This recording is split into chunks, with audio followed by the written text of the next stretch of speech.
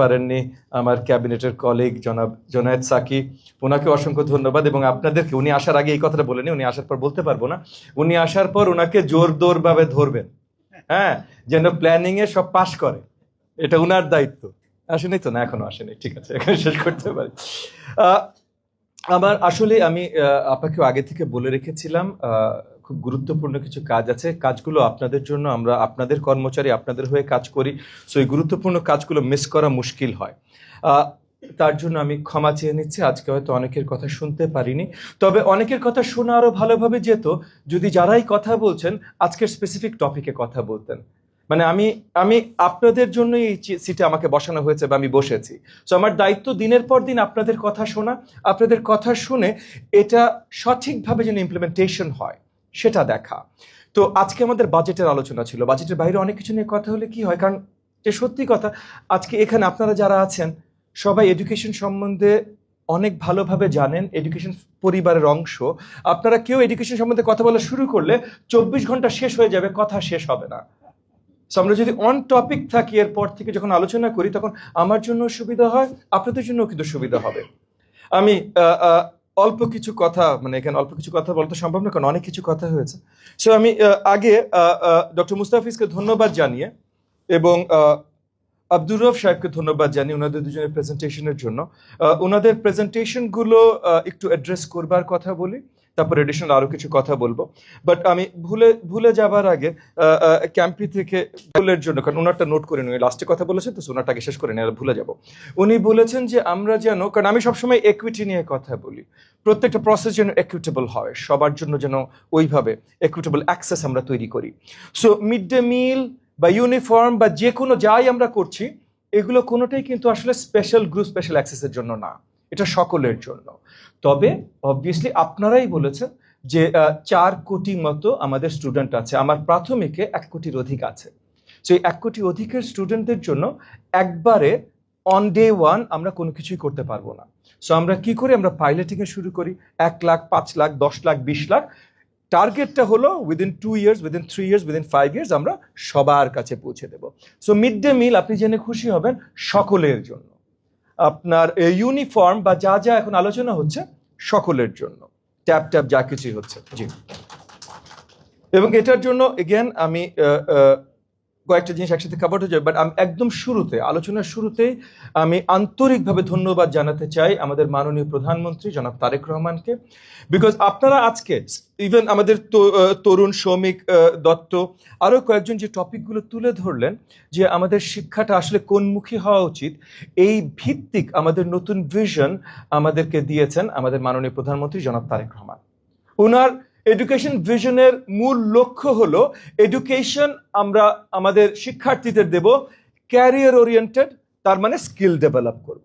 So আমার একটা সন্তান যখন 8 বছর, 10 বছর, 12 বছর, 16 বছর, আপনি যেভাবেই ধরেন না কেন, সে প্রাথমিক করলো, সেকেন্ডারি করলো, হায়ার সেকেন্ডারি করলো বা ইউনিভার্সিটি ফার্স্ট ডিগ্রি করলো, যেটাই শেষ করুক সেটার পর যেন তার জন্য কর্মক্ষেত্রে কিছু তৈরি থাকে, এটা যেন তার সামনের জীবন তৈরি করবার জন্য কার্যকরী অবদান রাখে। So career facing skill based education, so এটা শ্রমিক দত্তর ওই আলোচনাটা আমি বলে দিচ্ছি, এটা আমরা ইতিমধ্যে নিয়ে এসেছি, ধন্যবাদ আমাদের মাননীয় প্রধানমন্ত্রী জনাব তারেক রহমান। প্লাস শ্রমিক দত্ত বললেন তরুণদের এক্সপেকটেশন। আমাদের দেশে আমি এখনো কিছু দুঃসন্ধিহান, তরুণ মানে কি, মানে আজকে এই টেবিলে আমি আছি, সাকি সাহেব আসবেন, পার্লামেন্টে আলোচনা হয় আমরা হলো তরুণ এমপি, তরুণ মন্ত্রী, তো আমার বয়স 52, সাকি সাহেবের আশপাশ দিয়ে আর একটু বেশি হবে হয়তো, হ্যাঁ। তো এই বয়সে ইউরোপের অনেক জায়গায় মানুষ রিটায়ারমেন্টের প্ল্যান শুরু করে দেয়, বা রিটায়ারমেন্ট হয়তো একটু আর্লি করলে এই বয়সে করে ফেলে। আমাদের দেশে এটা তরুণ। সো তরুণের ডেফিনেশন হয়তো আমাদের চেঞ্জ করা দরকার একটু। ওই জায়গা থেকে আমি রাব্বি সাহেবের কথা একটু আসি, এগেন মেইন পয়েন্টগুলো যাওয়ার আগে সাব পয়েন্টগুলো শেষ করি। রাব্বি সাহেব বলেছেন প্রত্যেকটা সরকারি জায়গায় 2টা করে আমাদের ইউথ রিপ্রেজেন্টেটিভ থাকতে হবে, which is not a bad idea. আরেকজন এই যে আমাদের আরেকজন ইউথ সেলফি তুলছেন এখানে, এটাই ইউথের আচরণ। কিন্তু কেন এক্স্যাক্টলি কেন ডিসিশন মেকিং এর জায়গায় ইউথ ইনভলভমেন্টটা আমরা কিভাবে চাই?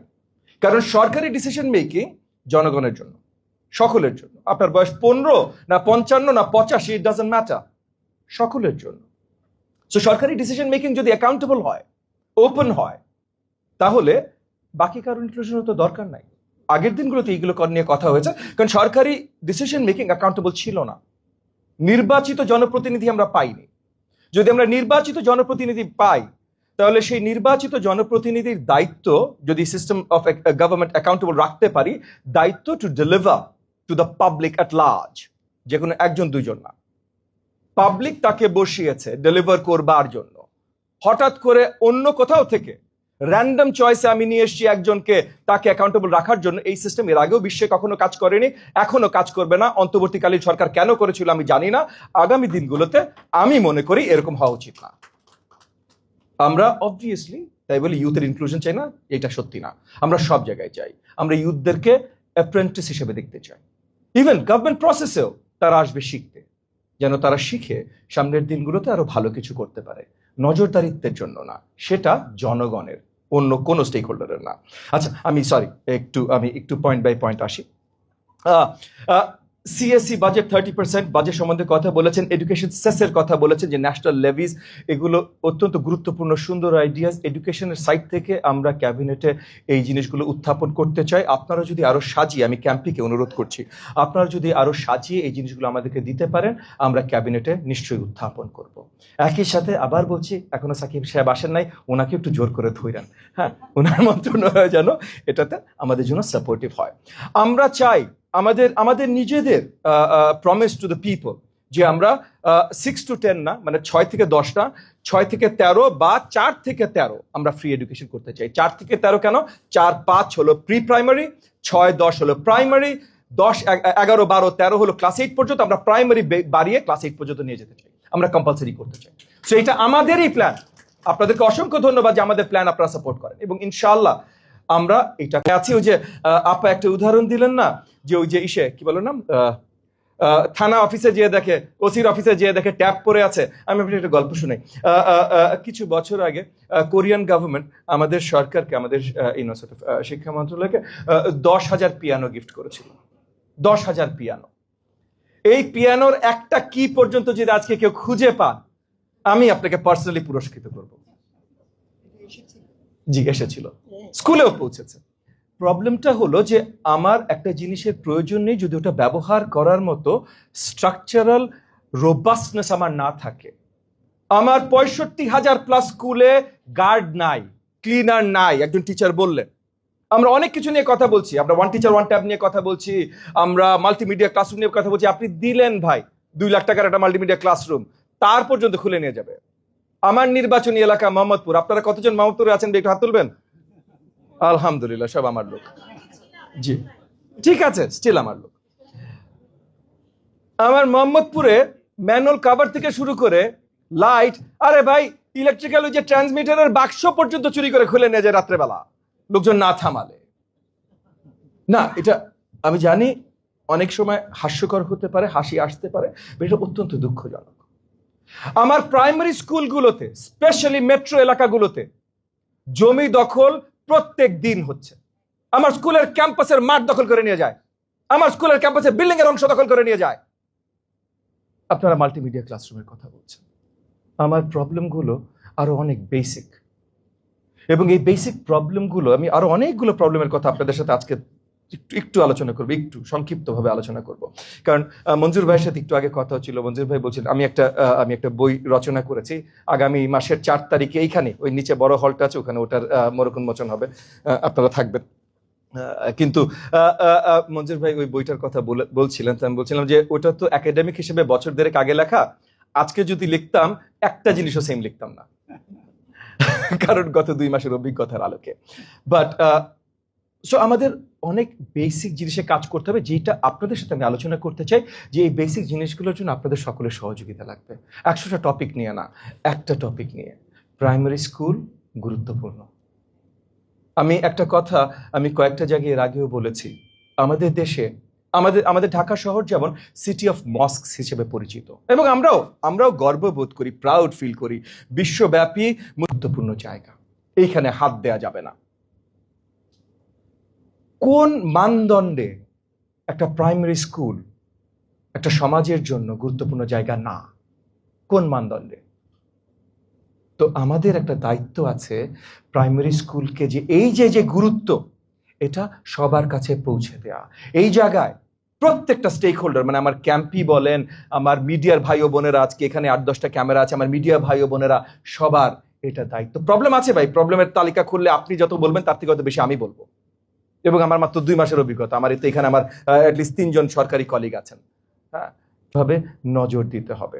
স্টাইপেন্ড স্কলারশিপের কথা বলেছেন, অবভিয়াসলি ভাই, মানে আপনি বলছেন 500 টাকা, এখানে আজকে আমার ভাই বলেছেন, আব্দুর রফ ভাই বলেছেন প্রাইমারিতে 500 টাকা এবং এটা বাড়তে বাড়তে 1000 টাকা। না, আমি আপনার সাথে একমত না। আমি তো মনে করি ফিউচার ইনকাম যা হতে পারে তার ভিত্তিতে 50% পর্যন্ত আমি স্টাইপেন্ড দিতে পারি, এটা হওয়া উচিত। কারণ ফাইন্যান্সিয়াল ইনসেন্টিভ ছাড়া আমরা আমাদের বাচ্চাদের স্কুলে আনতে পারবো না, এবং ফাইন্যান্সিয়াল ইনসেন্টিভও 3 ভাগে ভাঙতে হবে। একটা হলো তরুণদের, মানে বাচ্চাদের, যেই বাবা মারা বাচ্চাদের কামাই করার দরকার নেই কিন্তু বাচ্চার উপরে খরচ করা তাদের জন্য মুশকিল, তাদেরকে আপনি এক ধরনের ইনসেন্টিভ দিলেন, এই যে আমরা যেটা দিচ্ছি মিড ডে মিল, ইউনিফর্ম, তাহলে বাচ্চার মাথা ব্যথা তার কমে গেল, বাচ্চাকে সে সেট স্কুলে পাঠাবে। যেই পরিবারের বাচ্চাদের কামাই করা দরকার, এগেন অনেক কিছু বলছি যেটা হয়তো লেবার ল বা অনেক কিছুর বিরুদ্ধে যেতে পারে, বাট বাস্তবতা হলো এইটা ভাই, আমার দেশের বাস্তবতা, যে যেই পরিবারের প্রয়োজন আছে বাচ্চাকে কাজ করতে পাঠাইতে হবে, তাকে যদি আপনি পজিটিভ মানে ক্যাশ ইনসেন্টিভ না দিতে পারেন, সেই বাচ্চা স্কুলে আসবে না। এরপর আছে ফিউচার ইনকাম, যে সে আসলো, আসার কারণটা কি? ভবিষ্যতে যে কয়দিন টাকা দিচ্ছে সেই কয়দিন আসবে, তারপর না। সো তার ভবিষ্যৎ ইনকাম, আর ভবিষ্যৎ ইনকাম এটা আমরা পলিসিতেই চলে আসছি যে skill based, everything will be skill based. আজকে আমার বিএনএফির 2 জন কলিগস এখানে উপস্থিত আছেন, গত কয়েকদিন এই বোধহয় ওনাদের সাথে অনেক বিস্তারিত আলোচনা হচ্ছিল যে আমাদের নন ফর্মাল এডুকেশনের মধ্যে, মানে আমার প্রাথমিকে 1 থেকে 2 কোটি আমাদের শিক্ষার্থী পড়ে, নন ফর্মালে 2 থেকে 3 কোটি পড়ে। আমরা নন ফর্মালে ফোকাস কম দেই। সেখানে আজকে আলোচনা এসেছে যে স্কিল বেসড 17-18টা মিনিস্ট্রি আছে কাজ করে, এটা করবে। 17-18 না, 38টা করলেও কোনো অসুবিধা নেই। কারণ বিভিন্ন স্কিলকে আবার ভাষাগত ভুলের জন্য আমরা মনে করি স্কিল মানে একটা শব্দ, না, সবগুলো ভিন্ন স্কিল ভাই। তো ভিন্ন মন্ত্রণালয়, ভিন্ন জায়গায় তাদের ভিন্ন স্পেশালাইজেশন আছে, তারা ভিন্নভাবে এগুলো দেবে। তবে বেসিক এডুকেশন, যেমন আমরা নন ফর্মালে ফাউন্ডেশন এডুকেশন দিই, এই ফাউন্ডেশন এডুকেশনের সাথে যেন একটা স্কিল কম্পোনেন্ট থাকে, যেন ওই যে future delivery, future income, future financial incentive, ওটা দেবার জন্য আমার কাজ স্কিল না, কিন্তু ওই যে ওইটার জন্য, নাহলে তাকে আমি আনতে পারবো না ভাই, তাকে আমার স্কিলটা দিতে হবে। এইভাবে সাজানোর কাজগুলো আমরা করছি। যদিও শিক্ষক নীতিমালা নিয়ে আজকে অনেকগুলো কথা হয়েছে, আজকে শিক্ষক নীতিমালার আলোচনা ছিল না, তবে বাজেটেরও একটা অংশ। শিক্ষক ভাই, আমার প্রাথমিক শিক্ষক নিয়ে কথা বলি, মামলায় একটা 6000+ শিক্ষকের চাকরি আটকে আছে, মামলায় 32,000+ আপনার হেডমাস্টারের চাকরি আটকে আছে, নতুন 14,000+ আমরা পরীক্ষার্থী অন্তর্বর্তীকালীন সরকার নিয়েছে, এমন প্রসেসে নিয়েছে যেটা এখন আমরা ফুল ভেরিফাই করে তাদেরকে চাকরিতে বসাতে পারছি না। কত গেল? 6, 14, 32। আপনি মানে কোন দুনিয়ায় বাস করেন? These are the problems we are dealing with on a daily basis. এই জায়গাটায় অবভিয়াসলি সমন্বয়ের দরকার আছে, লিগ্যাল সমন্বয়ের দরকার আছে, স্টেক হোল্ডার সাপোর্টের দরকার আছে। আমাদের শিক্ষক ভাই বোনরা, এই যে ওনারাও আজকে মাইক নিয়ে কথা বলতে চাচ্ছিলেন, বলছি পরে কথা বলেন, আমরা একসাথে কথা বলবো, আজকে শুধু বাজেট ছিল। এবং আমি জানি যে আপনারা কথা শুরু করলে আপনাদের তো 5 ঘন্টা, 10 ঘন্টা, 15 ঘন্টা, 20 ঘন্টা চলে যাবে। প্রথমে তো যাবে 17 বছর কত কষ্ট করেছেন, আমরা সবাই করেছি, সেটা ভিন্ন কথা। তো এই জায়গায় অবভিয়াসলি আমাদের কম্প্রিহেন্সিভ নীতিমালার বদলের দরকার আছে। সেই জায়গা থেকে আমরা যেমন কাজ করছি, আমরা চাই ক্যাম্পির মতো যারা গুরুত্বপূর্ণ স্টেক হোল্ডাররা আছেন তারা আমাদেরকে সহযোগিতা করেন এই নীতিমালাগুলো কিভাবে সাজাতে পারি। কারণ শুধু নীতিমালা সাজালে হবে না। আমার 4 লক্ষের উপরে টিচার্স এর কর্মচারী আছে, এই 4 লক্ষ কিন্তু বিশাল স্টেক হোল্ডার। এই 4 লক্ষকে এই কনসেনসাসের মধ্যে আনতে হবে। আপনি 1 লক্ষকে আনলেন, 3 লক্ষকে আনলেন না, শান্তি হবে না অরাজকতা হবে, রাইট? সো এই জিনিসগুলো, সো আমাদের অনেক কিছু আছে, আপনাদের সহযোগিতা দরকার। ফিমেল হাইজিন, ওয়াশ ব্লক নিয়ে কথা হয়েছে, আমরা চেষ্টা করছি, যদিও প্রাইমারি আপাতত যেহেতু আমরা 6 to 10টাই দেখি, প্রি প্রাইমারিও দেখি বেসিক, বাট সো 10-এর উপরে আমরা দেখি না। সো ফিমেল মেন আপনার রিপ্রোডাক্টিভ হাইজিন আসলে আমাদের বড়ভাবে আমাদের চিন্তা না, বাট সেই জায়গাগুলো যে ওভারঅল আমাদের এডুকেশনের জন্য গুরুত্বপূর্ণ না, এটা ঠিক না, অনেক বেশি গুরুত্বপূর্ণ। কোচিং, গাইড বুক আমরা বন্ধ করে দিতে চাই।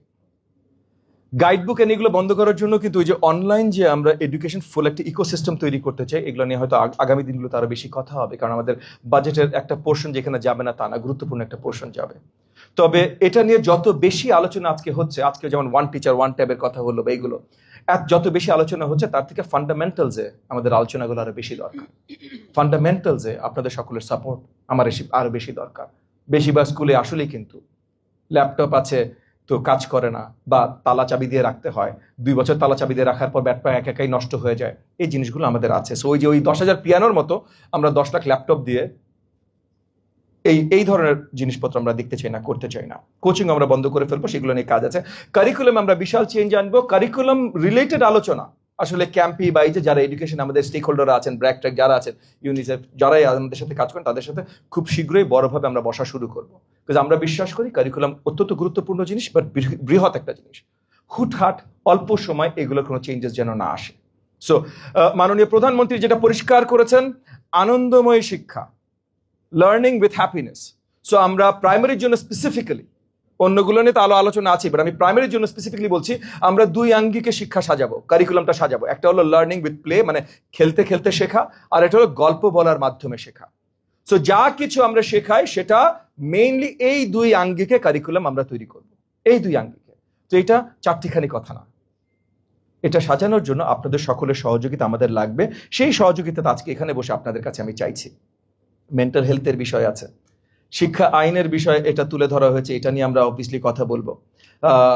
রাশেদ আপা বলেছেন কম্পালসারি রেজিস্ট্রেশন, আসলে সকল প্রতিষ্ঠানেরই রেজিস্ট্রেশন কম্পালসারি করে কতজন, এটা নিয়ে কিছু প্রশ্ন আছে। রেজিস্ট্রেশন করে আবার সেটা আপডেট করে কতজন, যেমন আমাদের প্রাথমিকে IPMIS একটা সিস্টেম আছে যেখানে সকল স্কুলে তাদের তথ্য দেওয়ার কথা। বেশিরভাগ স্কুলই তাদের তথ্য, মানে প্রাইভেট স্কুলগুলো তাদের তথ্যগুলো রেগুলারলি আপডেট করে না। আমাদের সক্ষমতার একটু কমতি আছে যে তাদেরকে আমরা রেগুলারলি জোর করতে পারি। আবার এখানে স্টেক হোল্ডার ইনভলভমেন্টও আছে। আপনি 500টা স্কুলকে ধরবেন, সেই 500টা স্কুলের তো 50,000 শিক্ষার্থী আছে, তো এই 50,000 শিক্ষার্থীকে তখন তারা ভিক্টিমাইজ করবে। সো এগুলো প্রসেসগুলো আমরা আরো স্ট্রিমলাইন করতে চেষ্টা করছি। এখানে আমি বললাম না কথা বলা শুরু করলে শেষ হয় না। তো আরো কিছু ছোট্ট ছোট্ট করে কথা বলি। আমি কয়েকজনের আলোচনাগুলো একটু যদি করি। আমাদের আসলেই আজকে এখানে বোধহয় আমাদের ডক্টর মুস্তাফিজ বলেছেন 25টি স্ট্রিম অফ এডুকেশন, আমি লাস্ট গুনেছিলাম 27টি। আমাদের গুনতিতে একটু কম বেশি থাকতে পারে, বাট মানে অনেকগুলো আর কি। মাশাআল্লাহ, 2টা ক্রিকেট টিম হয়ে যাবে আরামে, তারপর এক্সট্রা থাকবে। তো আমাদের স্ট্রিম অফ এডুকেশন অনেক আছে, এটা বড় দুশ্চিন্তার বিষয় না। দুশ্চিন্তার বিষয় হলো যে এই স্ট্রিমগুলোর ভিতরে সমন্বয়হীনতা, যে আপনি একটা থেকে পড়ে আরেকটাতে ট্রান্সফার করা সম্ভব না, হলো প্রবলেম। থাকুক 27টা না, 270টা থাকুক, অসুবিধা নেই, কিন্তু সমন্বয়টা থাকতে হবে, লেভেলটার সিমিলারিটি থাকতে হবে। ওই জায়গাগুলোতেও সামনের দিনগুলোতে আমরা কাজ করছি, আপনাদের আবার সহযোগিতা চাইছি। টোটাল স্কুল ডেজের কমতি আছে। টোটাল স্কুল ডেজের আমরা নেক্সট ইয়ার থেকে ক্যালেন্ডারটা এমনভাবে সাজাতে চেষ্টা করছি যেন টোটাল স্কুল ডেজ মানে লার্নিং আওয়ার্সগুলো ইন স্কুল ইন ক্যাম্পাস আমরা ইনশিওর করতে পারি গ্লোবাল স্ট্যান্ডার্ড আমরা মিট করতে পারছি। কারণ আমাদের অনেকগুলো ঝামেলা আছে, যেমন মনে করেন কোভিডে তো ঝামেলা হয়েছে, বাট আমাদের চরাঞ্চলে, আমাদের ওই হাওর অঞ্চলে, এই জায়গাগুলোতে ডিসরাপশন অনেক হয়, উপকূলীয় অঞ্চলে ডিসরাপশন অনেক হয়। সো আমরা এমনভাবে সাজাতে চাই যে আমাদের ওই সিলেবাসটা মানে এই বাট গ্লোবাল স্ট্যান্ডার্ড যেটা, যেই বয়সের জন্য স্কুলিং আওয়ার্স, সেটা যেন মেট হয়, এবং এই স্কুলিং আওয়ার্সগুলো যেন আপনার কোয়ালিটি হয়, র্যান্ডম না হয়। সো এই জিনিসগুলো নিয়ে আর কতই বা কথা বলবো, এগুলো আমরা অ্যাড্রেস করছি। আর কি বাদ আছে? আচ্ছা, আমি যে শ্রমিক দত্তর কথাগুলো বোধহয় আমি অ্যাড্রেস করেছি। ফান্ডিং বেসড অন আউটকাম, হ্যাঁ, দ্যাটস অলসো ট্রু। আউটকামগুলো এখন, এটা একটা শ্রমিক দত্ত সুন্দর একটা পয়েন্ট উত্থাপন করেছেন। আউটকামগুলো আমরা এখন ফোকাস করতে চাই আপনার লার্নিং আউটকামের উপরে, যে আমরা আসলে শিক্ষাদান কতখানি করতে পারছি, নট বিল্ডিং কতখানি তৈরি করতে পারছি। কারণ এগেন গত 2 মাসে আমি দেখেছি আমরা অনেক সুন্দর সুন্দর স্কুল বানিয়েছি, প্রাথমিক শিক্ষা জন্য স্কুল বানিয়েছে, স্কুলগুলো বাইরে থেকে দেখতে মারাত্মক, আর আপনি কাগজে প্ল্যানগুলো দেখলে তো অভিভূত হয়ে যাবেন। 5 স্টার হোটেল বানিয়ে ফেলেছি, মাশাআল্লাহ, এত সুন্দর। ভেতরে বাথরুম হয়তো উল্টা দিকে দিয়েছে, হ্যাঁ, ফার্নিচার হয়তো এখন এসে পৌঁছায়নি, বিল্ডিং হয়েছে, মাঠ হয়নি, ক্লাসরুম হচ্ছে 60টা, টিচার আছে 6 জন। তো এরকম অনেক প্রবলেম আমাদের আছে, এগুলো আমরা আগামী দিনগুলোতে আরো সঠিকভাবে অ্যাড্রেস করার কাজ করছি। সো লার্নিং আউটকাম বেস যখন হবে, তখন এগুলো আমরা মনে করি, আপাতত মনে করছি যে এগুলো অটোমেটিক আমরা মিট করতে সক্ষম হব। খায়রুনা লিপি উনি বলেছেন স্যালারি অ্যান্ড ক্লিন টয়লেটসের কথা, আই থিঙ্ক এগুলো অলরেডি অ্যাড্রেস করেছি। ফরিদপুর থেকে রাসিন থেকে আমার যে আপা এসেছেন, উনি এই যে মেয়েদের এই চর এলাকায় যাওয়ার কি মুশকিল এটা তুলে ধরেছেন। এইখানে আমি খুবই শক্তভাবে অ্যাপ্রিশিয়েট করি রাশেদ আপা যে কথাটা বলেছেন। আসলে আপনাদের কাছ থেকে সলিউশন শুনতে চাই। আপনারা যারা যে প্রবলেমগুলোতে ভুক্তভোগী, তারাই প্রবলেমে কি কি সলিউশন হতে পারে এটা তাদের মাথায় ইতিমধ্যে কিছু থাকে। সো আপনারা যখন আমাদের সাথে কথা বলবেন, স্পেশালি এই যে আমি বা সাকি সাহেব, মন্ত্রী মহোদয় যারা আছেন, তাদের সাথে কথা বলবেন, তারা যেহেতু পলিসি নিয়েই কাজ করে, আপনাদের পলিসি সাজেশনগুলো যদি একবারে তাদের জন্য পেশ করেন তাহলে আমাদের জন্য সুবিধা হয়। আপনি প্রবলেম দিলেন, আমাকে বলেন আমার মতো করে এটার সলিউশন সাজাতে, I might not be the best expert at it. আমাদের একটা দুর্বলতা বলবো বা একটা প্রেডিলেকশন বলবো, আমাদের একটা আছে যে আমরা অনেক সময় মনে করি যে আমরা যারা যে কেদারায় বসেছি, এই কেদারায় বসেছি কারণ আমি সবচেয়ে বেশি জানি। আমি অ্যাটলিস্ট এই এই এই এই ভ্রান্ত চিন্তায় সাফার করি না। আমি এখানে বসেছি আমি সবচেয়ে বেশি জানি এই বলে না, তবে আমি এখানে বসেছি কারণ আপনারা আমাকে বসিয়েছেন আপনাদের কথা শোনার জন্য, এটা বিশ্বাস করি। তো সেই কারণে আপনারা যদি ওই পলিসি সাজেশনগুলো সাথে সাথে দিয়ে দেন তাহলে আমাদের জন্য অনেক সুবিধা হয়। আমার কলিগ আবুল বাশার সাহেব PDP 5 সম্বন্ধে বলেছেন, তো উনি তো অলরেডি বলেছেন, এখানে অ্যাড্রেস করার কিছু নাই। ডক্টর ফাহমিদা বলেছেন কম্পোজিট, এটা আমরা ল্যাঙ্গুয়েজ সম্বন্ধে বলেছেন। এই জিনিসটা আমরা বড়ভাবে এগেন ওই যে বলেছি মাননীয় প্রধানমন্ত্রী যে জিনিসটা বলেছেন, ক্যারিয়ার তার সাথে স্কিল। তো ক্যারিয়ার তৈরি করতে হলে শুধু আমাদের দেশে না, আমাদের দেশের বাইরেও অনেক ক্যারিয়ার তৈরি করা যায়, বা আমাদের দেশেও, যেহেতু এটা একটা গ্লোবালাইজড ওয়ার্ল্ডে আমরা বসবাস করি, ইটস গ্লোবাল বিজনেস ওয়ার্ল্ড। তো সেই জায়গায় আপনি যদি আরো 5টা ভাষা বেশি জানেন বা 2টো ভাষা বেশি জানেন, তাহলে আপনার কর্মক্ষেত্রে, আপনি ঢাকায় কাজ করেন, আপনি নারায়ণগঞ্জেই কাজ করেন বা সিরাজগঞ্জেই কাজ করেন, কিন্তু ওখানে আপনার কাজের পরিধি হয়তো আপনি আরো অনেক বৃদ্ধি করতে পারেন। তো সেই জায়গা থেকে আমরা প্রাথমিক থেকেই তৃতীয় ভাষার ইনক্লুশন শুরু করার কাজ করছি। হ্যাঁ, সত্যি আমরা এই মুহূর্তে বাংলা ইংরেজি ভালোভাবে শেখাতে পারছি না, তাহলে তৃতীয় ভাষা কেন না? আমরা বাংলা ইংরেজিও আরো ভালোভাবে শেখানোর ব্যবস্থার কাজ করছি, একই সাথে তৃতীয় ভাষা ইনক্লুশনের কাজ করছি। এবং সেই জায়গায় আপনাদেরও যদি আগামী দিনগুলোতে অনেক কোনো সাজেশন থাকে আমাদেরকে প্লিজ দিয়ে জানাবেন। রাব্বি সাহেব বলেছেন হট কুকড মিল, আমরা আগামী দিনে হট কুকড মিল দিতে চাই, বাট এটা প্রক্রিয়াটা আপনি যখন চৌহালিতে একটা উপজেলায় 1-2 বা 8-10 স্কুলে দিচ্ছেন সেটা দেয়া, আর 65,000 প্লাস স্কুলে দেয়া, it's not the same problem. Scope স্কেলে অনেক কিছু চেঞ্জ হয়ে যায়। তো আমরা সেটা চাই, এই মুহূর্তে আমরা দিতে পারছি না। তবে আপনি একটা ভুল তথ্য, মানে আপনি ভুল তথ্য জানেন, আমি আপনার জন্য পরিষ্কার করে দিচ্ছি। যে মিড ডে মিলে আমরা যে বিস্কিট দিচ্ছি, এটা 45 বিস্কিট, এটার nutritional value basically 100 gram of biscuits আমরা 75 গ্রাম পার ডে দিচ্ছি। তার ভিতরে 100 গ্রামের ভিতরে 10 grams of protein, 15 grams of আপনার ফ্যাট, যেটা আর কি useful fat, not the trans fat, আপনার পটাশিয়াম, ক্যালসিয়াম, যা যা মাইক্রোনিউট্রিয়েন্টস যা যা কিছু থাকার কথা, ওয়ার্ল্ড ফুড প্রোগ্রামের সাথে আমরা কাজ করে একদম বেস্ট যেটা দেয়া যেতে পারে সেটাই আমরা প্রোভাইড করছি। এবং একই সাথে আমরা একটা ফুড বাস্কেট প্রোভাইড করছি। সো শুধু বিস্কিট দিচ্ছি না, বিস্কিটের সাথে দুধ দিচ্ছি, ডিমের সাথে কলা দিচ্ছি। সো 5 দিন 5 ধরনের খাবার দিচ্ছি, কিন্তু 5 ধরনের খাবারের নিউট্রিশনাল ভ্যালিউ যেন প্রতিদিনই মোটামুটি সেম থাকে। এগুলো ওয়ার্ল্ড ফুড প্রোগ্রামের সাথে কাজ করে ঢাকা বিশ্ববিদ্যালয়ের আপনার নিউট্রিশন যে ডিপার্টমেন্ট আছে তাদের স্পেশালিস্টদের সাথে কাজ করে সাজানো হয়েছে। এর ভিতরে ভুল ত্রুটি থাকতে পারে না তা না, তার জন্য তো আমরা পাইলটিং করছি, তার জন্য এখন আমরা 151টা উপজেলায় করছি। কিন্তু এটা খুব শীঘ্রই আমরা আগামী বছরের ভেতরে আমরা পুরো দেশব্যাপী শুরু করে দেব। সো এখানে আপনাদের যদি অন্য কোনো অবজারভেশন থাকে, বাট ফ্যাক্টটা আপনার জন্য ক্লিয়ার করে দিলাম, যে আপনাদের যদি অন্য কোনো অবজারভেশন থাকে আপনারা আমাদের জানাতে পারেন, নিশ্চয়ই সেইভাবে আমরা ব্যবস্থা নিতে চেষ্টা করব।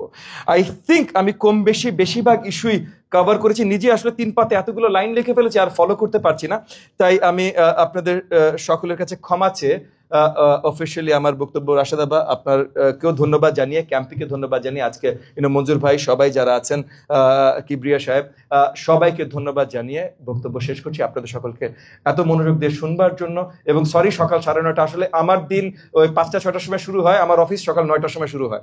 সো আমি যখন 9:30 বলেছি রাশেদ আপাকে, আমি মনে করছি আমি নর্মাল টাইমই বলেছি। সো সেই জায়গা থেকে আমি একটু ক্ষমা চেয়ে নেই। আপনাদের সকলকে অসংখ্য অসংখ্য ধন্যবাদ। আসসালামু আলাইকুম ওয়া রাহমাতুল্লাহি ওয়া বারাকাতুহু।